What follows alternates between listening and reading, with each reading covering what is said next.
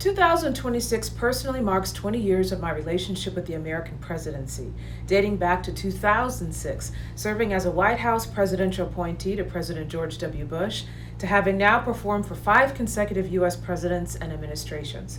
I thank God for his divine alignment and the opportunity to be his ambassador in America. These 20 years of intimacy with the American presidency introduced me to the world and world leaders, including China and President Xi, Russia and President Putin, and my beloved India and friend, Prime Minister Narendra Modi.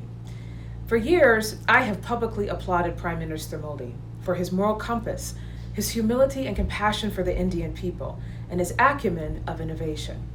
Today, I applaud the Prime Minister for his measured and strategic diplomacy during the current economic tug-of-war with the United States. His display of dignity under pressure has made him the most revered world leader in geopolitics. When the U.S. made an unprecedented shift in its approach to India this past year, the Prime Minister stood with dignity. When the U.S. threatened higher tariffs, the Prime Minister sought diversification with new global partners.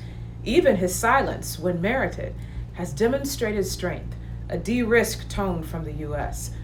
Dignity, diversification, de-risk all led the Prime Minister to strengthen relationships with China and President Xi, Russia and President Putin, and now European Commission President Ursula von der Leyen and European Council President Antonio Costa.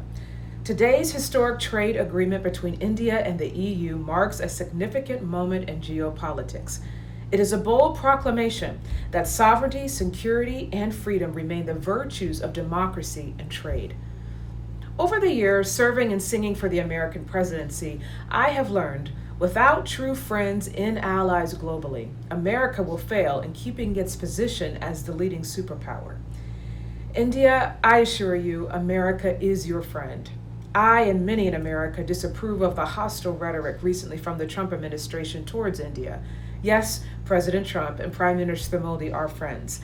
However, true friendship always admits wrongdoing, or in this case, wrong approach. I have and will continue to encourage President Trump to approach India as a friend and ally.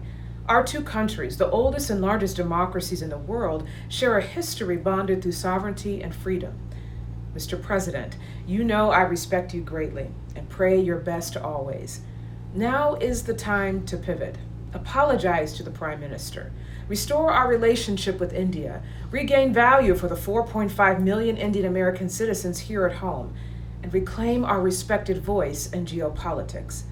As the President of peace, let us now be at peace with India, Europe, and the world. A pivot, Mr. President, is in itself a posture of power and strength.